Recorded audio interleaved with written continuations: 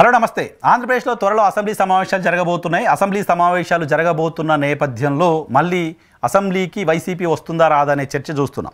అయితే నిన్న ఆంధ్రప్రదేశ్ ముఖ్యమంత్రి చంద్రబాబు కొన్ని కామెంట్స్ చేశారు. ఆయన చేస్తున్న కామెంట్స్ ఏంటంటే ఆంధ్రప్రదేశ్లో వైసీపీకి సంబంధించిన సాక్షి మీడియా పదే పదే ప్రభుత్వంపైన దుష్ప్రచారం చేస్తోంది.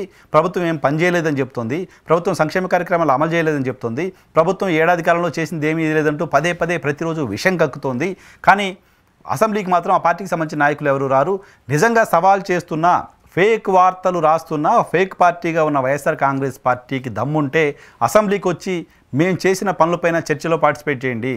మేము చేసిన తప్పేంటో, మేము చేస్తున్న తప్పులేంటో అసెంబ్లీలో చర్చించే దమ్ముందా మీకు అంటూ ఆయన సవాల్ చేశారు. అసెంబ్లీకి రండి, అసెంబ్లీకి వచ్చి మాట్లాడండి, అసెంబ్లీలో ప్రభుత్వం చేసిన తప్పులేంటో చెప్పండి. అసెంబ్లీలో మేము ఇచ్చి హామీలు ఇచ్చి మోసం చేసిందేంటో అసెంబ్లీ వేదికగా చర్చించే దమ్ము మీకుందా అంటూ చంద్రబాబు సవాల్ చేశారు. సో అసెంబ్లీకి ఎలాగూ రావద్దు అని వైసీపీ నిర్ణయం తీసుకున్న నేపథ్యంలో రాజకీయంగా వైసీపీని ఇబ్బంది పెట్టడం కోసం, ఇరుకును పెట్టడం కోసం చంద్రబాబు ఈ సవాల్ చేశారు. ఈ సవాల్కి వైసీపీ కూడా స్పందించింది. వైసీపీ స్పందన ఏంటి? వైసీపీ స్పందన ఏంటంటే డెఫినెట్గా మేము అసెంబ్లీకి వస్తాం. అయితే అసెంబ్లీలో మేము మాట్లాడడానికి సంబంధించిన సమయం ఉండదు. మమ్మల్ని ఇప్పుడు ఎమ్మెల్యేలుగానే ట్రీట్ చేస్తే మా ఎమ్మెల్యేలకు ఇచ్చే సమయం చాలా తక్కువగా ఉంటుంది. కాబట్టి మేము అక్కడ ప్రశ్నించే అవకాశం కూడా ఉండదు. మేము అక్కడ ప్రశ్నించే అవకాశం లీగల్గా రావాలంటే, మాకు తగినంత సమయం దొరకాలంటే మాకు ప్రతిపక్ష హోదా కావాలి.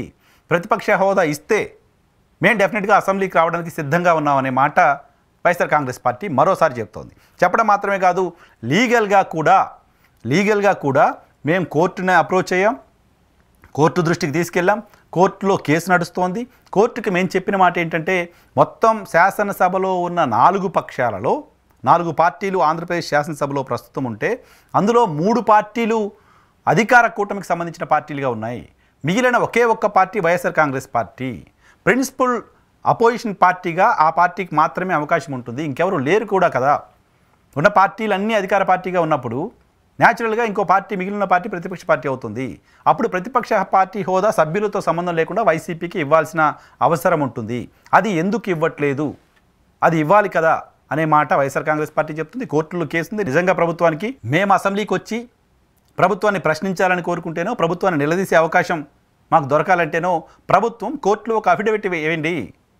అవును, మేము వాళ్ళకి ప్రతిపక్ష హోదా ఇస్తాం, వాళ్ళని అలో చేస్తాం, ప్రతిపక్ష హోదాతో వాళ్ళని సభకు వచ్చే అవకాశం కల్పిస్తాం అని ప్రభుత్వం చెప్తే, ప్రతిపక్ష హోదాతో సభకి వస్తే, ఎక్కువ సమయం మాకు దొరికితే ప్రభుత్వం చేసిన తప్పులను ఖచ్చితంగా ఎండగడతాం. ప్రభుత్వం చేసిన తప్పులేంటో అసెంబ్లీ వేదికగా ప్రభుత్వానికి, ప్రజలకు కూడా చెప్పే ప్రయత్నం చేస్తామంటూ వైఎస్ఆర్ కాంగ్రెస్ పార్టీ చెప్తోంది. వైఎస్ఆర్ కాంగ్రెస్ పార్టీ ఈ సవాల్కు ప్రతి సవాల్ చేయడం పైన టీడీపీ రియాక్షన్ ఏంటో చూడాల్సిన అవసరం ఉంది. తెలుగుదేశం పార్టీ ప్రజలకు చెప్పదలుచుకుంది. అసెంబ్లీలో మాట్లాడాల్సిన వైఎస్ఆర్ కాంగ్రెస్ పార్టీ అసెంబ్లీలో మాట్లాడకుండా పత్రికల ద్వారా, తమ టీవీ ద్వారా దుష్ప్రచారం చేస్తుంది అంటూ ప్రజల దృష్టికి తీసుకెళ్లాలనే ఆలోచన తెలుగుదేశం పార్టీ, టీడీపీ అధినేత చేస్తున్నారు. వైఎస్ఆర్ కాంగ్రెస్ పార్టీ దానికి కౌంటర్గా మేము అసెంబ్లీకి రాలేకపోవడానికి చంద్రబాబే కారణం తప్ప, స్పీకర్ కారణం తప్ప మేము కాదు. మేము అక్కడికి వెళ్ళి మాట్లాడాలంటే మాకు 1 నిమిషం 2 నిమిషాలు టైం ఇస్తే మేము మాట్లాడలేము. కాబట్టి మాకు ఎక్కువ సమయం వచ్చేలా ప్రతిపక్ష హోదా ఇస్తే మాత్రమే ఎక్కువ సమయం వస్తుంది. ప్రతిపక్ష హోదా ఇవ్వడానికి వాళ్ళు అంగీకరించట్లేదంటే మాకు సమయం ఇవ్వరు, మేము అక్కడికి వెళ్ళి కూడా ఉపయోగం లేదనే మాట ప్రజలకు చెప్పినట్టయింది. సో వైసీపీ ఇచ్చిన కౌంటర్ పైన టీడీపీ రియాక్షన్ ఏంటి? టీడీపీ నిజంగా ప్రతిపక్ష హోదా ఇస్తుందా? ఇచ్చి అలో చేస్తుందా? చూడాలి.